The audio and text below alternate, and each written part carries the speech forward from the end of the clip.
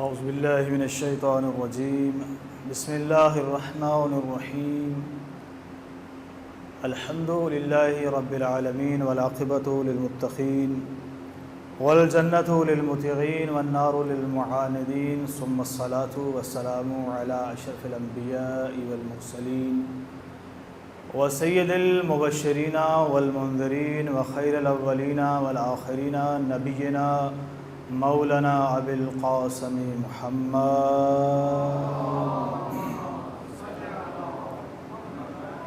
آلہ الطیبین الطاہرین المعصومین اللہم صلی وسلم وزد وبارک علی السید المطہر والامام المظفر والشجاع الغضنفر ابی شبیر والشبر قاسم طوبى وصقر العنزہ البدین الاشجع المتین الاشرف المقین العالم المبین الناصر المعین ولی الدین الوالی الولی المخلص الصفی المدفون بالغری لیس بنی غالب مظہر العجائب ومظہر الغرائب ومفرق القطائب والشہاب الثاقب والحزبر الصالب نقطة دائرة المطالب اسد اللہ الغالب غالب كل غالب ومطلوب كل طالب صاحب المفاخر والمناقب امام المشارق والمغارب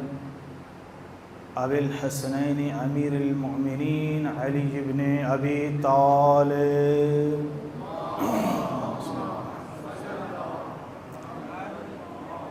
الصلاة والسلام علیک یا ابا الحسن یا امیر المؤمنین یا اخ الرسول یا زوج البتول یا علی بن ابی طالب یا سیدنا و مولانا انا توجہنا واستشفعنا وتوسلنا بک الی اللہ وقدمناک بین یدی حاجاتنا فی الدنیا والآخرہ یا وجیہا عند اللہ اشفع لنا عند اللہ اما بعد فاعوذ باللہ من الشیطان الرجیم بسم اللہ الرحمن الرحیم قال علی بن موسیٰ الرضا الایمان عقد بالقلب ولفظ باللسان وعمل بالجوارح لا يكون الایمان الا هكذا صلوات پڑھیں علی محمد صلی اللہ علیہ وسلم اللہم صلی اللہ محمد و آل محمد۔ محترم سامعین برادر ایمانی صاحبان عقلی شعور، جیسا کہ آپ سب کے علم میں ہے، یہ 11 ذی القعدہ سب سے پہلے ہم بارگاہ امام زمان علیہ السلام میں ہدیہ تہنیت و تبریک عرض کرتے ہیں، پیش کرتے ہیں، اور آپ سب مومنین کی طرف سے اور اپنی طرف سے آپ سب مومنین کو آپ کی خدمت میں امام علیہ السلام کی ولادت و سعادت کے لیے ہدیہ تہنیت و تبریک عرض کرتا ہوں۔ امام کی ذات مقدسہ پہ مل کر بلند آواز میں صلوات پڑھ لیں۔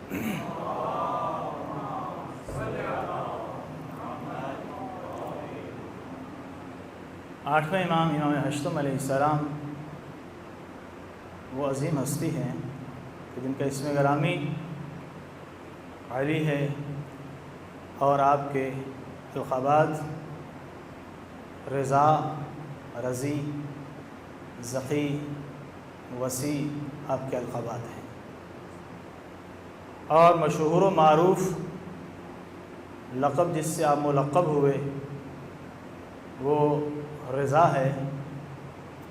رضا آپ کو اس لیے کہا جاتا ہے، جو حدیث میں روایت میں موجود ہے، رضا اس لیے آپ کا لقب سے ملقب ہوئے کہ آپ علیہ السلام پہ اللہ کے فرشتے اور آسمان اور زمین کی تمام مخلوقات اپنے اور پرائے، دشمن اور دوست سب خوشنود و راضی تھے، اس لیے آپ کو رضا کا لقب دیا گیا۔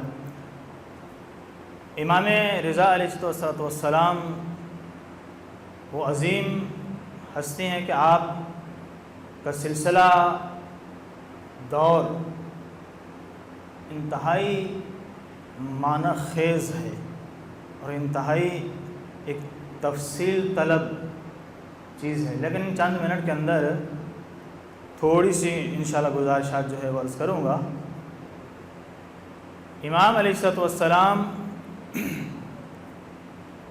کا فرمان جو میں نے آپ کے سامنے عرض کیا انتہائی گہرا اور عمیق ہے۔ ان ابا سلط حروی سألت رضا علیہ السلام، ابا سلط حروی کہتے ہیں کہ میں نے امام رضا علیہ السلام سے عرض کیا، سوال کیا کہ انل ایمان کے بارے میں کہ ایمان کیا ہے۔ فقال امام علیہ السلام، آپ کے میرے 8ویں امام علیہ السلام فرماتے ہیں الایمان عقد بالقلب و لفظ باللسان و عمل بالجوارح۔ ایمان زبان دل کے ساتھ تصدیق و یقین کا نام ہے اور زبان کے ساتھ اقرار اور اعضاء و جوارح کے ساتھ عمل کا نام ایمان ہے۔ تین چیزوں کے اندر آپ کے میرے امام نے ایمان کی ڈیفینیشن، ایمان کی تعریف جو بیان فرما دی۔ پہلا فرمایا عقد بالقلب، دل کے ساتھ قلب کے ساتھ یقین و تصدیق، ولفظ باللسان، زبان کے ساتھ اقرار، وعمل بالجوارح، اعضاء و جوارح کے ساتھ عمل۔ آگے فرمایا لا یکون الایمان الا ہکذا، اس کے علاوہ اور ایمان کوئی نہیں ہے۔ جب یہ تینوں مکمل ہیں تو پھر ایمان ہے۔ اب 8ویں امام علیہ السلام کے اس کے اندر آپ کی زندگی کے 3 پہلو ہیں، 3 محاذ آپ کے 8ویں جو امام ہیں امام رضا علیہ السلام، ان کے سامنے 3 محاذ تھے۔ ایک محاذ بادشاہان وقت کا تھا، ہارون رشید اور مامون رشید، اور دوسرا محاذ تمام مذاہب کے جتنے بھی فرقے تھے، جتنے بھی موجودہ مذہب تھے، وہ یہودی، نصرانی، واقفی، قدری، ملحد، اور اس کے علاوہ ملحد اور یہ تمام مسلمانوں کے فرقے بھی اور غیر مسلمانوں کے فرقے بھی امام علیہ السلام، یہ محاذ بھی امام کے سامنے تھا۔ ان کے ساتھ مناظرے اور ان کے ساتھ دلیل کے ساتھ گفتگو کرنا، اور ہر مذہب کے اہل کتاب، جو بھی اہل کتاب تھے، یہودی تھے، نصرانی تھے، اہل تورات سے بات کرنا، اور اہل زبور سے بات کرنا، اہل انجیل سے بات کرنا۔ اور امام جب مسند پر بیٹھتے اور مامون کے دربار میں بھی جب مناظرے ہوتے تو امام ببانگ دوہل یہ فرماتے کہ جب بھی سامنے والا کوئی کہتا کہ اے فرزند رسول کیا میں آپ سے کچھ پوچھ سکتا ہوں، تو امام یہی فرماتے اپنے جد اعلیٰ کی طرح کہ آپ جو چاہیں پوچھ سکتے ہیں۔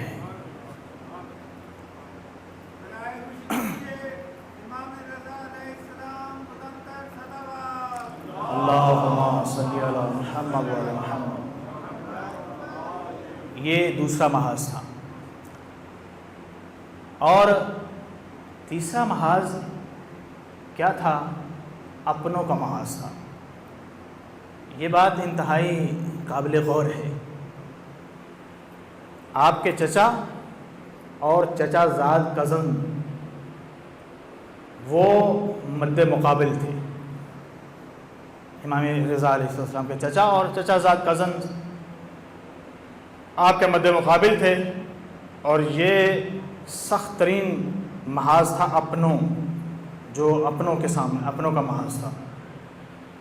امام صادق علیہ السلام کی اولاد میں سے، یعنی برادران امام کاظم علیہ السلام، 2 چچاؤں نے اور 1 چچا نے اعلان کیا اور پھر آپ کے چچا زاد کزن نے اعلان کیا کہ ہم امام موسیٰ کاظم علیہ السلام کی امامت کو نہیں مانتے، اور ساتھ میں حضرت اسماعیل کی امامت کا اعلان کیا۔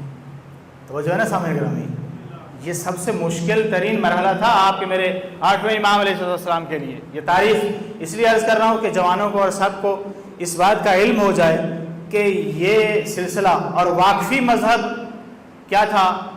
واقفی مذہب کا سامنا تھا، واقفی مذہب کھڑا ہوا، اور واقفی مذہب نے آپ کے میرے 8ویں امام علیہ السلام کے سامنے کھڑے ہو کے کہہ دیا کہ امام موسیٰ کاظم علیہ السلام کی شہادت ہی نہیں ہوئی، وہ اس دنیا سے پردہ ہی نہیں کر کے گئی، ان کی شہادت ہی نہیں ہوئی۔ واقفی مذہب یہ کھڑا ہو گیا، انہوں نے کہا کہ ہم آپ کو امام نہیں مانتے۔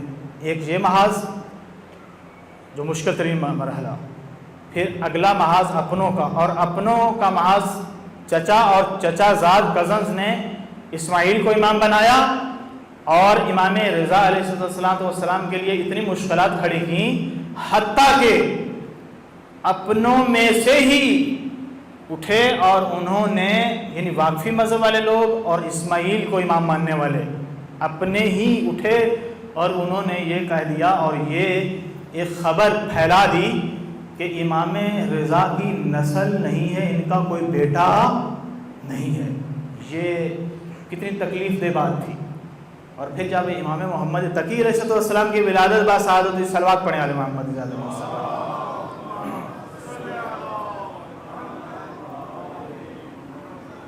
دیکھیں امام تقی علیہ السلام کی جب ولادت با سعادت ہوئی، اس کے بعد جو ہوا وہ بھی ایک تاریخ کا حصہ ہے۔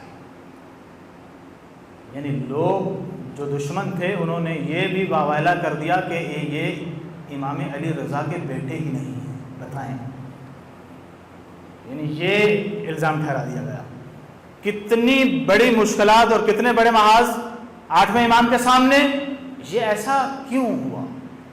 اس پہ اس کی وجوہات ہیں دنیا، حسد، اور یہ دنیا پرستی اور حسد میں، کیونکہ تاریخی چیزیں ہیں، اب وہ بھی یعنی جملہ نہیں کہوں گا کہ آپ کے ہی ایک چچا جو ہے مامون کے دربار میں یعنی ایسی محفلوں میں بھی جا کے بیٹھنے لگ پڑے کہ جو محفلیں بیٹھنے کے قابل نہیں تھیں، اور جناب ادھر سے اسماعیل کو امام بنانا، امام کاظم اور امام رضا علیہ السلام کی امامت کا انکار، اور یہ اتنا بڑا محاذ، یہ دنیا پرستی اور حسد۔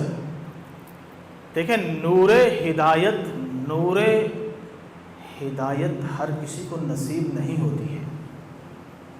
اگر نور ہدایت، یہ اس بات کے ساتھ ایک پیغام عرض کرنا ہے میں نے، امام کے دور میں 1200 سال 1300 سال 1250 سال پہلے آپ کے میرے 8ویں امام اور 7ویں امام کے دور میں 6ٹھے امام کی ہی نسل ہے، سید ہیں، اور انکار کر گئے حسد کی بنا پہ۔ اور اس کے لیے مثالیں بہت ساری دی جا سکتی ہیں کہ ایسا کیوں ہو گیا۔ جناب حضرت یوسف علیہ السلام کے بھائیوں کا واقعہ آپ کے سامنے موجود ہے، جناب حضرت محمد حنفیہ کا واقعہ آپ کے اور میرے سامنے موجود ہے۔ توجہ ہے نا سامنے گرامی، پریشان تو نہیں ہو رہے؟ محمد حنفیہ جیسی عظیم ہستی فرزند علی ابن ابی طالب ہیں، لیکن امام زین العابدین علیہ السلام کے سامنے آ گئے کہ اے بھتیجے، یا علی ابن الحسین، میں بزرگ ہوں، میں بڑا ہوں، میں علی کا فرزند موجود ہوں، میرے ہوتے ہوئے آپ کی طرف امامت نہیں جاتی۔ ہوا یا نہیں ہوا؟ حجر اسود کا واقعہ جو سنا ہوا نا آپ نے سامنے، آج پوری روایت عرض کر دوں، پورا واقعہ عرض کر دوں، یہ کیوں ایسے ہوا کہ حجر اسود کے پاس جانا پڑا؟ آپ کے میرے چوتھے امام زین العابدین علیہ السلام کو حجر اسود سے گواہی لینی پڑی، ایسا کیوں ہوا؟ یہ بھئی کوئی شوق تھا، آیا تھا امام علی زین العابدین علیہ السلام، آؤ جناب چچا جان آؤ، ہم اٹھیں اور چلیں اور جاتے ہیں، حجر اسود سے جناب جا کے سلام کر کے اپنی اپنی بات تعارف کرواتے ہیں۔ یہ کوئی ایسے واقعہ ہوا تھا؟ نہیں، یہی ہوا تھا کہ محمد حنفیہ امام زین العابدین کے سامنے آ گئے اور امام زین العابدین علیہ السلام سے کہا کہ میں امام ہوں. لوگوں نے محمد حنفیہ کو گائیڈ کیا اور صورتحال یہ ہوئی کہ آپ کے میرے چوتھے امام نے یہ فرمایا کہ اے چچا جان آئیں حجر اسود کے پاس جاتے ہیں, حضرت اسود سے فیصلہ کرواتے ہیں. حجر اسود کے سامنے آئے. امام زین العابدین نے فرمایا کہ اے چچا جان آپ حجر اسود کو سلام کیجئے اور حجر اسود سے اپنی گواہی لیجئے. محمد حنفیہ حجر اسود کے سامنے جا کے سلام کیا, حجر اسود سے کوئی جواب نہ آیا. چچا جان آپ میں بھی سلام کرتا ہوں. آپ کے میرے امام زین العابدین علیہ السلام حجر اسود سے جب سلام کیا کہ اے اللہ کے نبیوں کی نشانیوں میں سے نشانی, کہ اے وہ کہ جس کے اندر تمام انبیاء کا عہد و پیمان ہے, تجھ پر میرا سلام ہو, تو حجر اسود سے جواب آیا علیک السلام یا حجت اللہ یا ولی اللہ. یعنی امام زین العابدین جیسی ہستی کو اپنے ہی چچا کے سامنے امامت ثابت کرنے کے لیے حجر اسود کے سامنے آنا پڑا. لیکن محمد حنفیہ کیونکہ عظیم انسان تھے اور فرزند علی بن ابی طالب تھے, پشیمان ہوئے اور امام علی زین سے معافی مانگی. کہا کہ یعنی توبہ کی. بہت عظیم ہستی ہیں جناب محمد حنفیہ, لیکن یہ سب واقعہ ہو گیا. اسی طرح یہی صورتحال امام رضا علیہ السلام کے چچا اور ان کے چچا زادوں نے کی کہ اسماعیل کو امام بنا ڈالا اور 7ویں اور 8ویں امام کی امامت کا انکار کیا. تو عرض کر رہا تھا نور ہدایت, یہ نور ہدایت ایسے نہیں ملتی ہے. نور ہدایت اگر اللہ کی طرف سے جب مل جاتی ہے تو وہ ایک بہترین چیز ہے. لیکن جب انسان ہدایت سے ہٹتا ہے, دنیا پرست اور حسد کی آگ میں بھڑکنا شروع ہوتا ہے, تو جس کی امامت اور جس کے معجزات سامنے موجود ہوتے ہیں اس کا انکار کر دیتا ہے. اور یہ دنیا پرستی. اور آج 1400 سال کے بعد اگر ہم اس دور کا اور اس دور کا موازنہ کریں تو ہمارے سامنے حالات ہیں. ہم اپنے اندر اس چیز کو موجود رکھیں کہ کہیں 1400 سال کے بعد بھی کہیں ایسا نہ ہو کہ ہم ائمہ معصومین کی امامت و ولایت سے دور ہو جائیں. اس دور کی ان کی اولاد دور ہو گئی تو ہمارے لیے تو اور مشکل دور ہے, اور مشکل وقت ہے, اور بہت سی مشکلات و پریشانیاں. درحالہ کہ ہر طرف سے فرعونیت, ظلم اور دجالیت کے حملے ہیں, تو ہمارے لیے پھر اس سے اگلی بات پہ عرض کر دوں. ہوتا ہے نا کہ جناب میں حضرت نوح علیہ السلام کے بیٹے کا بھی بہت سی مثالیں دی جاتی ہیں, نوح علیہ السلام کے بیٹے کا بھی واقعہ موجود ہے. تو یہ ہوتا ہے, اس لیے چاہے وہ سادات ہیں یا غیر سادات, محمد علیہ السلام کی محبت و ولایت رکھنے والے جتنے بھی ہیں لوگ, وہ اس چیز کو فخر نہ سمجھیں. توجہ چاہ رہا ہوں, اس چیز پہ غرور نہ کریں, اس چیز پہ تکبر نہ کریں, اس چیز کے اوپر یہ پھوں پھاں میں نہ ہم رہیں کہ ہمارے پاس تو محبت اور ولایت ائمہ معصومین ہے. شیطان اور دنیا پرستی کو کیا سمجھ رکھا ہے ہم نے؟ دنیا پرستی اور یہ نفس, یہ اس کو مہار دینا کتنا مشکل ہے کہ امام کے فرزند, نبی کے فرزند نہیں دے پاتے ہیں. یعنی حسد اور دنیا پرستی کی آگ میں بھڑک جاتے ہیں اور انکار کر دیتے ہیں. اس لیے غور و فکر, یہ ایک میسج تھا جو میں نے عرض کر دیا آپ کی اس زندگی کے حوالے سے. امام تو کیا عرض کرتا ہے, فخر و مباحات نہیں ہے, بلکہ ہر وقت اللہ کی طرف, ہدایت کی طرف متوجہ رہنا ضروری ہے. اور یہ مقام شکر ہے، مقام شکر۔ میں جناب راجہ، میں ملک، میں سید، یہ چیزیں یہ سب بت ہیں ہمارے اندر۔ یہ سید لفظ بھی میں نے کہا ہے، اس سے توہین نہیں ہے، نعوذ باللہ سادات کی فضیلت کا انکار نہیں ہے، سادات کی فضیلت، لیکن یہ سمجھنا کہ میں جناب بہت بڑا سید ہوں تو میں جناب یوں، یہ بہت بڑا بت ہے اپنے اندر۔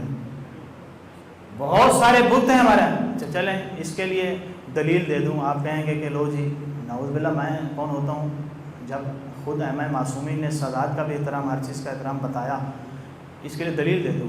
اس کے لیے دلیل یہی کافی ہے کہ آپ کے میرے پہلے امام سے لے کے آخری امام تک کسی بھی امام نے نہ کسی میدان میں، نہ کسی منبر پہ، نہ کسی جگہ پہ، اور آپ کے میرے مولا علی ابن ابی طالب علیہ السلام نے کسی مقام پہ یہ نہیں کہا اوے اوپر ہو جاؤ میں سیدہ تسی بڑے کتوں آ گئے، کبھی کہا ہے؟ بتائیں، پریشان تو نہیں ہو رہے؟ سلوات پڑھے بابا محمد۔ میں راجہ ہوں، میں ملک ہوں، میں فلاں ہوں، یہ حسد، دنیا پرستی، قوم پرستی، یہ سب بت ہیں۔ اس سے خطرناک بت بھی بتا دوں جو ہمارے اندر موجود ہے، یہ دوسرا پیغام عرض کرنے لگا ہوں۔ اس سے خطرناک جو ہمارے اندر بت ہیں وہ تقویٰ کا بت ہے، پرہیزگاری کا بت ہے، وہ اس سے زیادہ خطرناک ہے۔ میں بہت بڑا متقی ہوں، کسی کو بتانا نہیں، اپنے اندر سے اپنے آپ کو سمجھنے لگ پڑنا۔ یہ ان تمام بتوں سے یہ خطرناک بت ہے کہ کیا ہے، میں بڑا نمازی ہوں، میں بڑا روزہ دار ہوں، میں بڑا لوگوں کا خیال رکھنے والا ہوں، میں بڑا عزتدار ہوں، میں بڑا یہ کرنے والا ہوں، میں جناب اخلاقی والے سے یوں ہوں جہاں، یہ اس سے خطرناک بت ہے۔ اس لیے کہ یہ وہ یعنی یہ تقویٰ کے اور پرہیزگاری کے اپنے نفس کے اندر بتوں کو جو ہم نے پالا ہوا ہے، جب ان کو ہم نکال کر باہر پھینکیں گے تو پھر حقیقت اور معرفت اور پروردگار عالم کی طرف سے عنایات ہونی شروع ہو جائیں گی۔ یہ ان بتوں کا خاتمہ ہم نے اپنے اندر سے کیسے کرنا ہے، یہی وجہ ہے۔ اسی واقعے کے ساتھ جو ہے اس بات کو جوڑ دوں، نبی کا بیٹا ہو کے نبی کے سامنے کیوں آ جاتا ہے اور امام کا ہی فرزند ہو کے دوسرے امام کے سامنے کیوں آ جاتا ہے؟ اس لیے کہ اپنے اندر حسد اور تکبر کا بت تو تھا ہی تھا، ساتھ میں تقویٰ کا بھی بت لے کے سامنے آ گیا کہ ہم جیسا نیک اور صالح کوئی نہیں ہے۔ یہ جو تقویٰ کا بت تھا اس نے اور خطرناک کام کر دیا۔ صلوات پڑھے بابا محمد۔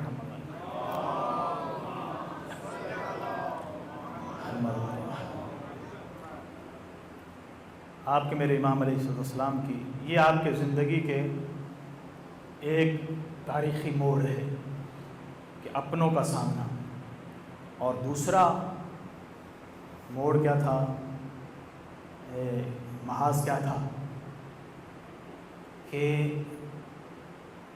نصرانی، یہودی، واقفی اور باقی بھی جتنے بھی ملحد، قدری، یہ تمام مذاہب کے لوگ، حتیٰ کہ علم کلام والے جو مسلمان مذاہب تھے ان میں علم کلام والے، مامون کے دربار میں بہت سارے، جیسے سلیمان مروزی بہت بڑا عالم تھا، علم کلام کا ماہر تھا، سلیمان مروزی، امام کے علیہ السلام کو مامون نے بلا لیا اور مامون نے دربار میں اس کے پہلے سلیمان مروزی کو کہا کہ آپ کے سامنے میں ایک ایسے شخص کو پیش کرنے والا ہوں کہ جو علم میں بڑی مہارت رکھتا ہے۔ تو سلیمان مروزی نے کہا کہ وہ کون ہے؟ کہا کہ اولاد رسول میں سے ہیں، علی ابن موسیٰ رضا ہیں۔ جب مامون نے کہا تو سلیمان مروزی کہتا ہے کہ میرا ان کے ساتھ سامنا نہ کروائیں، ان کو وہ اولاد رسول میں سے ہے، کہیں ایسا نہ ہو کہ وہ شکست کھا جائیں اور وہ اولاد رسول سے شرمندگی ہو۔ یعنی یہ اتنا بڑا عالم، اتنا بڑا دعوے دار، لیکن جب مناظرہ ہوا، مسئلہ بدا پہ مناظرہ ہوا علم کلام کے حوالے سے، وقت نہیں ہے کہ اس روایت کو عرض کروں، اس روایت کو دیکھیں، اتنا وقت نہیں ہوتا کہ، لیکن کیونکہ کچھ چیزیں عرض کرنی ہوتی ہیں. پھر یہودیوں سے جب بات کرتے تو تورات سے گفتگو کرتے آپ کے میرے 8ویں امام، اور نصرانیوں سے بات کرتے تو انجیل سے، حتیٰ کہ علماء نصارہ اور علماء یہود، اہل کتاب کے علماء یہ پکار اٹھتے مامون کے دربار میں کہ جتنا ہماری کتابوں کا علم اور جتنی فصاحت و بلاغت علی ابن موسیٰ رضا جانتے ہیں اتنے ہم بھی نہیں جانتے ہیں تورات و انجیل کے بارے میں. صلوات بر محمد.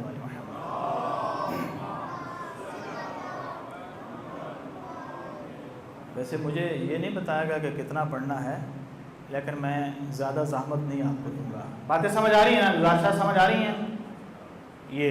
اور پھر مامون یعنی بادشاہ وقت سے محاذ سے نمٹنے کا طریقہ کار حالات کے مطابق آپ کے میرے 8ویں امام علیہ السلام نے کیا اپنایا کہ ولی عہدی کو قبول کیا دین محمدیہ کے لیے، اللہ کے احکامات کو بچانے کے لیے، اور سادات کشی کو بچانے کے لیے، اور مومنین اور مذہب شیعہ اور مومنین کی حفاظت کے لیے ولی عہدی کو قبول کرا. یہ تمام ولی عہدی کو قبول کرنے کے راز تھے آپ کے میرے 8ویں امام کے. اس لیے کہ ولی عہدی کو امام نے قبول کیا تاکہ لوگوں تک اپنے علم کو، اپنی اخلاقیات کو، اپنی سیرت کو اور تمام چیزوں کو، اور اللہ تعالیٰ کی بھی مسئلے تو منشا اسی میں تھی. امام معصومین کی منشا بھی وہی ہوتی ہے جو اللہ کی منشا ہوتی ہے. اسی میں اللہ کی بھی یہی منشت تھی کہ ولی عہدی کو قبول کریں تاکہ اہل بیت علیہ السلام لوگوں کو صحیح طرح عقائد کی طرف متوجہ کر دیں، اور وہ مناظروں کے ذریعے مسلمان لوگوں سے بھی مناظرے ہوتے، مامون کرواتا، اور یہودیوں سے بھی، نصرانیوں سے بھی، واقفیوں سے بھی، قدریوں سے بھی، ملحدوں سے بھی، تمام لوگوں سے مناظرے ہوتے. اور واقفی مذہب کون تھا؟ ملحد اور قدری تو غالباً آپ سنتے رہتے ہوں گے، یہودی اور نصرانی بھی آپ سنتے رہتے ہوں گے. کون کون ہیں؟ واقفی کون تھے؟ واقفی وہ لوگ تھے جنہوں نے یہ اعلان کیا کہ امام موسیٰ کاظم علیہ السلام کی شہادت نہیں ہوئی، وہ زندہ ہیں، غائب ہو گئے. امام موسیٰ کاظم علیہ السلام ہمارے سامنے میں آ رہے، وہ ان کی شہادت نہیں ہوئی. واقفی مذہب وہ آ گیا آپ کے میرے 8ویں امام کے سامنے، اور انہوں نے اتنی مشکلات کی کہ دور دور سے مومنین لوگ آتے اور امام رضا علیہ السلام سے ان کی اپنی امامت کے بارے میں سوال کرتے، اور امام ان کو جواب دیتے، اور وہ جو دور دور سے شیعہ مومنین آتے وہ آ کے یہ کہتے کہ اے فرزند رسول، فلاں شخص یہ کہہ رہا تھا کہ امام موسیٰ کاظم کی تو شہادت ہی نہیں ہوئی ہے، وہ تو ادھر موجود ہے. یہ واقعی مذہب آپ کے سامنے آ رہا ہے. ولادت کے حوالے سے جملہ میں نے نہیں کہا، عرض کرتا ہوں، پریشان تو نہیں ہو رہے سامنے گرامی. آپ کے میرے 8ویں امام علیہ السلام کی ولادت بعد سعادت ہوئی. جناب ام البنین آپ کی والدہ ماجدہ گرامی روایت کرتی ہیں، فرماتی ہیں کہ ابھی 8ویں امام علیہ السلام کی ولادت بعد سعادت نہیں ہوئی تھی، 8ویں امام اس دنیا میں تشریف نہیں لائے تھے، میں تسبیح و تحلیل کی آوازیں سنا کرتی تھی. اور جب مولود مسعود اس دنیا میں ولادت با سعادت 8ویں امام کی ہوئی، میں نے دیکھا کہ میرے فرزند، جناب امام علیہ السلام کے 8ویں امام کی والدہ فرما رہی ہیں کہ میں نے دیکھا کہ میرے فرزند نے اپنے دونوں ہاتھوں کو زمین پر ٹیک دیا. زمین پر ٹیکنے کے بعد آسمان کی طرف سر کو بلند کیا، آسمان کی طرف سر بلند کر کے اللہ سے مناجات شروع کی. اسی اثنا میں امام موسیٰ کاظم علیہ السلام آئے اور انہوں نے کہا کہ ام البنین آپ کو مبارک ہو کہ آنے والا فرزند جو آپ کی گود میں آیا ہے یہ اللہ کا ولی اور اللہ کی حجت ہے میرے بعد اس زمین میں خدا کا۔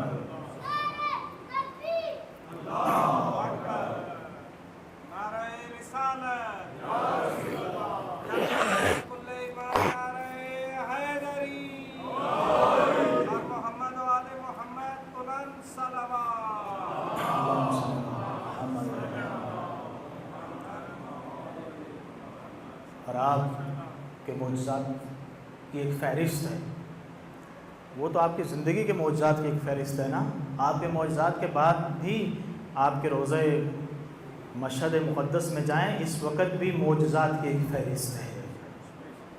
یعنی آپ کے در سے بہت سارے مریض، بہت سارے ایسے مریض کہ جنہیں بلڈ کینسر پوری دنیا کے ڈاکٹروں نے بھی جواب دیا، وہ بارگاہ امام رضا علیہ السلام سے اللہ سے شفا لے کر آئے۔ یہ آپ کے در کا معجزہ، آپ کے در کے عنایات ہیں، در امام رضا علیہ السلام، آپ کے معجزات کی فہرست۔ بہرحال 2002 میں جب میں گیا تھا تو ہمارے ساتھ ایک سنی بھی گئے تھے، تو وہ ان کو انتہائی شدید مرگی ہوتی تھی، ان کو کبھی کمرے میں بند کر دیتے تھے۔ کسی نے اس کو بتایا کہ آپ خط لکھیں امام رضا، وہ زائرین جا رہے تھے تو زائرین کے خط رکا لکھ کے نا کہا کہ زری میں ڈال دینا، امام رضا علیہ السلام کی زری میں ڈالا کہ یا امام مجھے شفا ہو جائے تو میں آپ کی، تو وہ ہمارے ساتھ انہوں نے کہا کہ آپ جا رہے ہیں تو ہمیں بھی ساتھ لے جائیں۔ جب ہم بھی قوم میں ایران میں گئے تو پھر 2002 کی بات کر رہا ہوں، تو اس وقت وہ یعنی وہ شیخ پورہ کرنے والے تھے، بڑی اتنی ماشاء اللہ مبارک تھی، تو کہتے کہ میں تو 10 منٹ مجھے گھر والے باہر نہیں نکلنے دیتے تھے، میں نے جب رکا میرا وہاں ڈلا، یعنی وہ خود بتا رہا ہے، مجھے بتا رہا ہے کہ جب میرا رکا میرا خط بارگاہ ذریعے امام رضا علیہ السلام میں گیا، اس کے بعد کچھ 7 مہینے ہو گئے، میری منت تھی میں جا رہا ہوں اب زیارت کے لیے بارگاہ امام رضا میں، تو 7 مہینے ہو گئے مجھے ایک دفعہ بھی محسوس نہیں ہوا کہ مجھے مرگی تھی۔ یعنی اتنا خطرناک مرگی کا آدمی۔ تو اس طرح کے بہت سارے، بہرحال شیر قالین کا واقعہ آپ سنتے رہتے ہیں کہ ہم جب بارش قحط پڑا، مامون نے کہا دعا فرمائیں، امام نے فرمایا دوشنبہ کو ہم دعا کے لیے نکلیں گے، امام علیہ السلام ساتھیوں کے ساتھ دعا کے لیے نکلے، دعا فرمائی، بارش ہوئی، حتیٰ کہ صورتحال یہ ہوئی کہ حالات، لوگوں نے جب آپ کے معجزات و کرامات دیکھی تو مامون حسد کی وجہ سے اور اس کے گرد و نواح بیٹھنے والوں نے حسد کیا، امام دربار میں موجود تھے۔ ایک شخص اٹھا، حمید بن مہران کہتا ہے کہ یہ لوگ جو بیان کرتے ہیں کہ آپ کا معجزہ ہے آپ کی کرامت کے بارش کا ہو جانا، بارش اللہ کی طرف سے ہو جانی تھی، لیکن یہ کیا بات ہوئی؟ مزہ تو تب اس بات میں ہے کہ یہ جو 2 شیر بنے ہوئے قالین کے اوپر، انہیں آپ حکم دیں کہ یہ شیر مجھے کھا جائیں۔ امام علیہ السلام نے ایسے پلٹ کر قالین کی طرف دیکھا، جیسے امام کی نظریں قالین سے واپس آ رہی تھی، وہ اصلی حالت میں تصویریں شیر بن کے حمید بن مہران کی طرف آ رہی تھی، اور حمید بن مہران کے ٹکڑے ٹکڑے کر کے دونوں شیر کھا گئے۔ امام نے حکم دیا واپس تصویریں قالین پر بن گئی۔ یہ آپ کا ایک معجزہ، اور بھی بہت سارے معجزہ۔ چلیں ایک اور بھی چھوٹا سا عرض کر دوں، پریشان تو نہیں نہ ہو رہے سامنے؟ آپ کے میرے 8ویں امام علیہ السلام جب بھی دنیا کے کسی بھی خطے سے مامون کسی کی زبان، کسی بھی زبان والے عالم کو بلاتا یا امام کے پاس کوئی بھی آتا، دنیا کے جس کونے سے وہ جو بھی زبان اس کی اپنی زبان تھی، وہ امام سے اپنی زبان میں بات کرتا، امام اس کو اسی کی زبان میں جواب دیتے۔ ابو اسماعیل کہتے ہیں، ابو اسماعیل ہندی کہتے ہیں کہ مجھے خبر ملی کہ یہ زمین حجت خدا سے خالی نہیں، میں حجت خدا کی تلاش میں نکلا، مجھے بتایا گیا کہ حجت خدا عرب میں ہوگی، تو میں عرب میں پہنچا حجت خدا کی تلاش میں، اور جب مجھے پتا چلا کہ فرزند رسول میں سے کوئی حجت خدا اس زمین پہ ہے، تو مجھے علی ابن موسیٰ رضا کا، میں علی ابن موسیٰ رضا کو ڈھونڈتا، ان کی بارگاہ میں پہنچا۔ 8ویں امام علیہ السلام کی بارگاہ میں ابو اسماعیل کہتے ہیں جب میں خود ہی روایت کرتے ہیں کہ جب میں پہنچا تو میں نے ہندی میں امام سے گفتگو فرمائی، امام نے مجھے ہندی میں ہی جوابات دیے، اور جب میں چلنے کا ارادہ کیا تو میں نے امام 8ویں امام رضا علیہ السلام کی بارگاہ میں کی عرض کیا کہ اے فرزند رسول، میں عربی نہیں جانتا ہوں، مجھے عربی بولنے نہیں آتی، دعا فرمائیں کہ مجھے عربی سمجھ میں آئے اور عربی بولنا آ جائے۔ اس ابو اسماعیل ہندی کہتے ہیں کہ میں نے امام سے کہا کہ امام سے عرض کیا کہ دعا فرمائیں کہ مجھے عربی آ جائے۔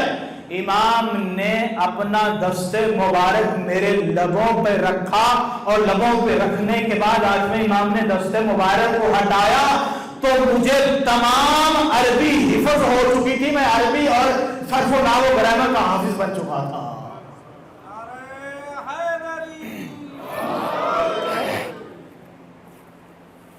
یہ آپ کے معجزات۔ کتنے بجے میں بیٹھا تھا بھائی مجھے نہیں پتا ہے ٹائم کا، پریشان تو نہیں سمجھ رہا؟ آپ کے معجزات بھی ہو گئے، آپ کے اخلاقی حوالے سے میں نے پیغام، لیکن روایت تو میں نے بہت 2-3 پروگرام تھا عرض کروں، لیکن ایک روایت کوشش کرتا ہوں کہ اس کو مکمل کر دیا جائے۔ صلوات پڑھیں بر محمد والے محمد۔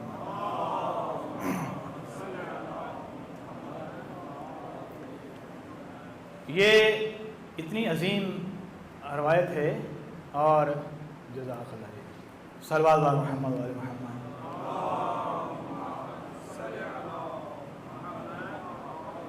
ابھی جو ہے میرے بعد بھی ایک ماشاءاللہ پڑھنے والے ہیں، پریشان نہیں ہونا آپ نے، ٹھیک ہے نا جی؟ استاد امیر اسلم صاحب جو ہیں وہ دعائیہ منقبت پیش کریں گے انشاءاللہ تعالی میرے بعد، اور باقی نظر نیاز کا بھی اہتمام ہے نا جی؟ چلو صلوات بر محمد والے محمد۔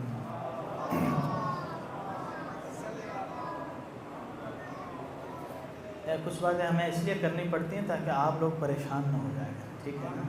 ہاں، یہ مامون نے ہی خواہش کی کہ اے فرزند رسول، آپ اسلام واقعی اور ایمان واقعی کے بارے میں مختصر تحریر فرمائیں، لکھیں۔ امام آپ کے میرے 8ویں امام علیہ السلام نے جو لکھا وہ بس اردو ترجمہ کروں گا، عربی نہیں، تاکہ گفتگو زیادہ لمبی نہ ہو جائے۔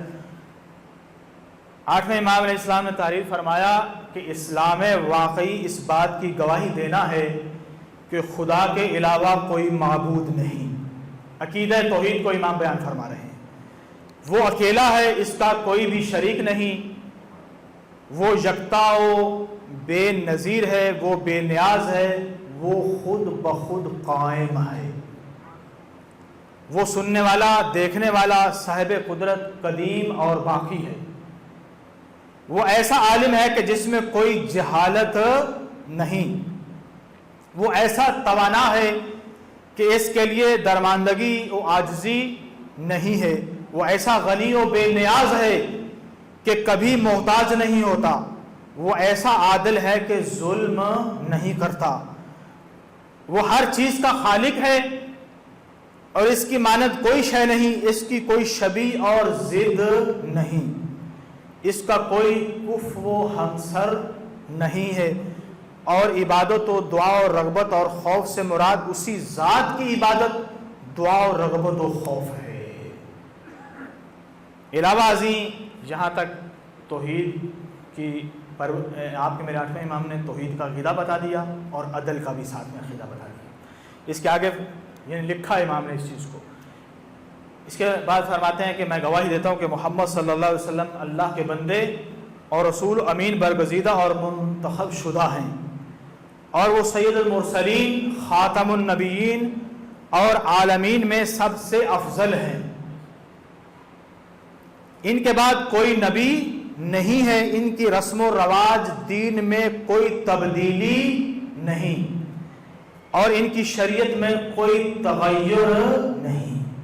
یہ آپ کے میرے 8ویں امام ہے، نبی صلی اللہ علیہ وسلم کے دین میں کوئی تغیر و تبدیلی شریعت میں نہیں ہے، اور اس بات کی گواہی دیتا ہوں کہ محمد بن عبداللہ صلی اللہ علیہ وآلہ وسلم جو کچھ لائے وہ آشکارا حق ہے، اور ان پر تمام پیغمبروں رسولوں پر خدا اور ان کی حجتوں پر یقین رکھنا، آپ پیغمبروں کی بات، رسولوں کی بات اور جو نازل ہوا ان کی بات فرمائی آپ کے میرے امام نے، سب پہ ایمان اور گزشتہ زمانے میں جو بھی تھی اور اس کتاب پر یقین رکھنا جو سچی اور قابل عزت ہے اور اس کے آگے اور پیچھے باطل کا کوئی رستہ نہیں اور خداوند حکیم و حمید کی جانب سے نازل ہوئی، ان سب پر ایمان رکھنا اور اس بات کی گواہی دینا کہ وہ کتاب قرآن تمام کتابوں پر مسلط ہے اور احاطہ رکھتی ہو، یہ ابتدا سے لے کر انتہا تک، ابتدا سے لے کے انتہا تک حق ہے اور ہم اس کے محکم، اب امام فرما رہے ہیں کہ یہ جو کتاب ہے قرآن ہے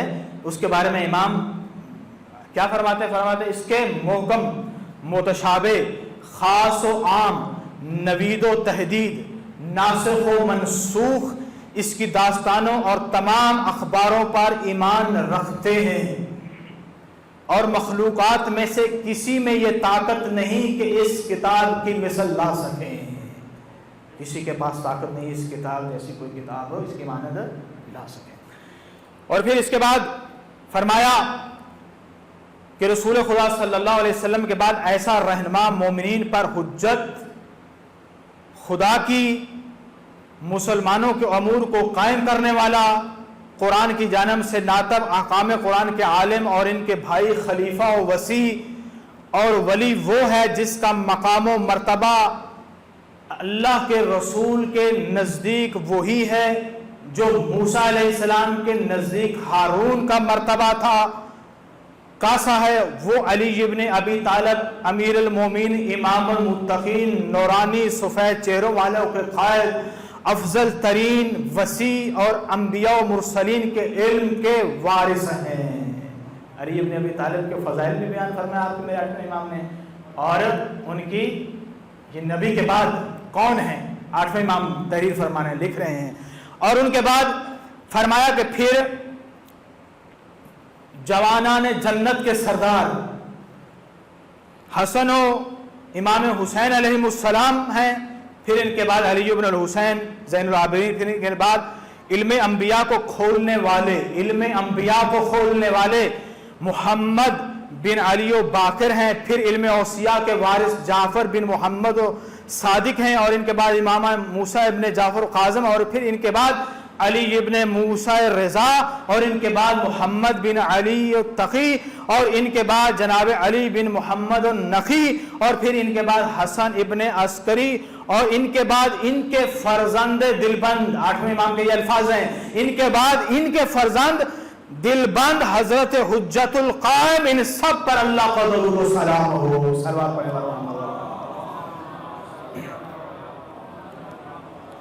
یہ دیکھیں امام، جو لوگ کہتے ہیں نا کہ یہ سوشل میڈیا کے اوپر ساری باتیں دھومی ہوتی ہیں، اصول دین کہاں سے آئے جی، فروع دین کہاں سے آئے، یہ توحید عدل اور یہ امامت و نبوت کہاں سے آئی، اور پھر اس کے علاوہ صفات ثبوتیہ اور سلبیہ یہ کہاں سے، یہ اس حدیث کے اندر آٹھویں امام نے سب کچھ بیان فرما دیا ہے، ٹھیک ہے نا، انتہائی جلدی کے ساتھ گزر رہا ہوں، اور میں گواہی دیتا ہوں اب پورے ائمہ معصومین کا ذکر فرمایا، نام بیان فرما دیے، پہلے عقیدہ توحید، پھر نبی صلی اللہ علیہ وسلم کے بارے میں عقیدہ، اور پھر ائمہ معصومین علیہ السلام کے بارے میں عقیدہ، اور پھر فرمایا کہ میں گواہی دیتا ہوں کہ پیغمبر کے وسیع اور یہ امام ہیں، اور یہ کسی وقت اور کسی زمانے میں زمین حجت خدا سے خالی نہیں ہوتی۔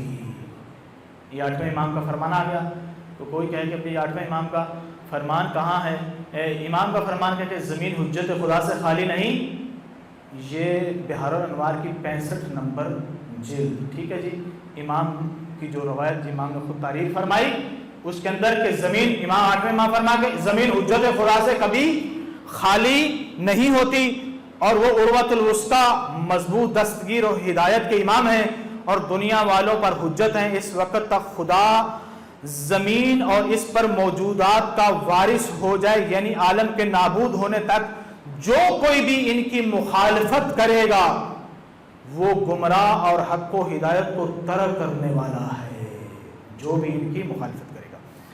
اور پھر فرمایا کہ وہ قرآن کو بیان کرنے والے ہیں اور رسول خدا کے بیان کے ذریعے بولنے والے ہیں، جو کوئی ان کی شناخت کیے بغیر مر جائے وہ جہالت کی موت مرا۔ تمام ائمہ کے بارے میں 8ویں امام نے کیا بیان فرما دیا کہ تمام جو ان سب کے متعلق معرفت کیے بغیر مر گیا وہ جہالت کی موت مرا۔ بتائیں یہ کوئی آسان مرحلہ نہیں ہے، یہ انتہائی مشکل مرحلہ ہے ہر ایک فرد کے لیے کہ ہر امام کی معرفت، ہم تو اپنے دور کے امام زمانہ کی معرفت کی طرف متوجہ نہیں ہیں بہرحال۔ اور پھر فرمایا اولیاء خدا سے دوستی واجب ہے، اور اس طرح خدا کے دشمنوں سے دشمنی، نیز ان سے اور ان کے رہبروں سے بیزاری اور دوری بھی لازم و ضروری ہے۔ تولا و تبرہ کا بیان فرمایا۔ یہاں تک فرماتے کہ میں گواہی دیتا ہوں کہ بندگان خدا کے افعال خدا کی مخلوق کے افعال ہیں۔ جو بندگان خدا کے افعال ہیں یہ خدا کی مخلوق کے، ان کے اپنے افعال ہیں، یعنی ان کی اندازہ گیری خدا کے ذریعے سے، نہ کہ اپنی تخلیق۔ اپنی اندازہ گیری خدا کے ذریعے سے تو ہے کیونکہ اللہ نے طاقت دی ہے، لیکن نہ کہ اپنی ان کی تخلیق نہیں ہے، لیکن اللہ ہر چیز کا خالق ہے امام فرما رہے ہیں۔ اور جبر و تفویض کا قائل ہونا، جبر و تفویض کا قائل نہ ہونا ضروری ہے، یعنی جبر و تفویض، یہ جبر و تفویض کا آغا صاحب بتاتے ہوں گے آپ کو جمعہ خطبے میں، یا میں نے تو اپنے جہاں خطبہ جمعہ دیتا ہوں میں نے تو وہاں پہ جبر و تفویض کے اندر اور قضاء و قدر کے اندر بہت سارے خطبے کے جمعہ کے اندر ویسے بھی دروس دیے ہیں کہ جبر و تفویض کے درمیان میں معاملہ ہے، ٹھیک ہے نا، اس کا قائل نہ ہونا ضروری ہے۔ اس طرف نہیں جاؤں گا کیونکہ یہ سمجھانا مشکل بھی ہو جائے گا اور گفتگو بھی بھاری ہو جائے گی، لمبی بھی ہو جائے گی۔ اور فرمایا کہ اب یہ بات انتہائی قابل غور ہے، فرمایا کہ اللہ تعالیٰ بے گناہ کا گناہگار کے ہمراہ مواخذہ نہیں کرے گا، اور اللہ تعالیٰ آباء و اجداد کے گناہوں کی وجہ سے بچوں کو عذاب نہیں کرے گا۔ کوئی بھی کسی دوسرے کا بوجھ نہیں اٹھائے گا، کوئی کسی دوسرے کا بوجھ نہیں اٹھائے گا۔ ہر انسان کے لیے وہی ہے جس کی وہ کوشش کرتا ہے۔ ہاں بخشش اور تفضل اللہ جل جلالہ، بخشش ہو رہا تھا، ٹھیک ہو گیا۔ خداوند متعال کی اطاعت واجب، خداوند متعال اس کی اطاعت واجب نہیں کرتا جس کے بارے میں وہ جانتا ہو کہ وہ گمراہ کرے گا۔ جن کے بارے میں اللہ جانتا ہے کہ نہیں یہ لوگ گمراہ کریں گے، ان کی اطاعت اللہ واجب نہیں کرتا۔ یہاں تک واجبات کی ادائیگی کا حکم دیا، اور پھر امام نے فرمایا کہ دیکھیں اسلام کے حوالے سے کہ میں گواہی دیتا ہوں کہ اسلام ایمان کا غیر ہے۔ ہر مومن مسلمان ہے لیکن ہر مسلمان مومن نہیں۔ اس کی مثال امام نے کیا دی؟ امام نے مثال یہ دی کہ چور چوری کرتے وقت اور زناکار زنا کرتے وقت مومن نہیں ہوتا ہے، ٹھیک ہے جی۔ یہ ایک مثال امام نے علیہ السلام نے دیکھی۔ اس کے بعد امام نے ایمانت داری کے حوالے سے اور پھر مومن کے حوالے سے بیان فرمایا کہ مومن کون ہے؟ فرمایا کہ جو ایمانت دار اور گناہان کبیرہ سے پرہیز کرتے ہیں وہ مومن ہیں۔ اور پھر میں انتہائی مختصر کر رہا ہوں اور اس کو چھوڑ رہا ہوں، اور اس کے بعد عذاب قبر کے حوالے سے، قیامت کے حوالے سے امام نے بیان فرمایا، اور پھر اس کے حوالے سے اپنے دشمنوں کی نشاندہی فرمائی، اور دشمنوں کی نشاندہی فرمانے کے بعد امام نے آخر میں یہ فرمایا کہ آپ تمام باطل سے کنارہ کشی کریں، اور پھر بتوں، آلات و کمار، گمراہی و ضلالت کے رہبروں اور اول سے لے کر آخر تک ظلم جور کرنے والوں کے پیشواؤں سے اظہار نفرت ضروری ہے۔ پریشان تو نہیں ہو گئے؟ سلوات پڑھیں محمد۔ میں آخر جملے پہ آ گیا، ٹھیک ہے جی۔ کچھ بیچ میں حدیث کو میں نے چھوڑ دیا۔ اس کے بعد فرمایا کہ امیر المومنین علیہ السلام وہ ہستیاں جو راہ پیغمبر پر گامزن ہوئیں اور اس سے انحراف نہ کیا، اور وہ ہستیوں کے بارے میں تعارف کیا کرا، میں نام لیا: سلیمان فارسی، ابو ذر غفاری، مقداد بن اسود، عمار یاسر، حذیفہ بن یمان، ابو حیثم بن حنیف، عبادہ بن صامت، ابو ایوب انصاری، خزیمہ بن ثابت ذو الشہادتین، ابو سعید خدری اور ان کے دوسرے اصحاب رضوان اللہ تعالی مجمعین. انتہائی آخری جو بات کی آپ کے میرے آٹھویں امام نے توجہ طلب بات ہے کہ رضوان اللہ تعالی نام لیے کہ ان سے دوستی کرنا ضروری ہے. بہت توجہ چاہ رہا ہوں, دوستی کرنا ضروری. اور جو ان کے تابع ہیں, جو ان کے تابع ہیں, ان کے نقش قدم پر چلتے ہیں, ان کی رہبری کی وجہ سے ہدایت یافتہ ہوتے ہیں, ان سے دوستی واجب ہے. یہ ہے آپ کے میرے آٹھویں امام کی بہار الانوار کی جلد کے اندر. امام نے صحابہ کرام کا نام لے کے کہا کہ ان سے دوستی کرنا کیا ہے, واجب ہے, اور جو ان کے تابع ہیں ان کی بھی دوستی کرنا واجب ہے. اب بتائیں تقلید کا مسئلہ حل ہوا ہے کہ نہیں ہوا ہے؟ تقلید کی طرف واضح اشارہ ہے آپ کے میرے آٹھویں امام کا, علماء کی طرف واضح اشارہ ہے آپ کے میرے آٹھویں امام علیہ السلام کا, کہ جو یعنی ان صحابہ کے نام لے کے بتائیں جو ان کی تابع داری کرنے والے ہیں, ان کی بھی عزت و احترام اور ان کو بھی ماننا واجب و ضروری ہے. یعنی امام کہتے ہیں واضح طور پہ عقائد کو, یعنی توحید کے عقیدے کو, نبوت کے عقیدے کو, ائمہ معصومین کے عقیدے کو, عذاب قبر, وہ ویسے کہہ دیتا ہوں, دعا کرتے ہیں. امام نے فرمایا کہ جو توحید کو ماننے والے ہیں, جو گناہگار ہیں وہ جہنم میں جائیں گے. اسی روایت کے اندر پھر انہیں جہنم سے نکالا جائے گا اور ان کے لیے شفاعت جائز ہوگی. یہ انتہائی اہم بات ہے کہ گناہگار جو ہیں وہ جہنم میں جائیں گے. امام نے فرمایا لیکن کیا ہے, پھر انہیں نکالا جائے گا جہنم سے اور پھر ان کے لیے شفاعت جائز ہے. یہی جملہ, اس جتنا جملہ اس روایت کے اندر, حدیث کے اندر موجود, اتنا ہی میں نے کہہ دیا. آگے پیچھے میں اپنی طرف سے کوئی لفظ نہیں کہوں گا. ٹھیک ہو گیا جی؟ تو اس کا حل کیا ہے؟ اس کا حل یہی ہے کہ ہم اپنے واجبات پورا کر کے جائیں اور مرنے سے پہلے توبہ استغفار کر کے جائیں. توبہ استغفار کا بھی وعدہ فرمایا ہے اللہ تعالیٰ نے قرآن کے اندر بھی, اگر توبہ استغفار کرو گے تو اللہ گناہوں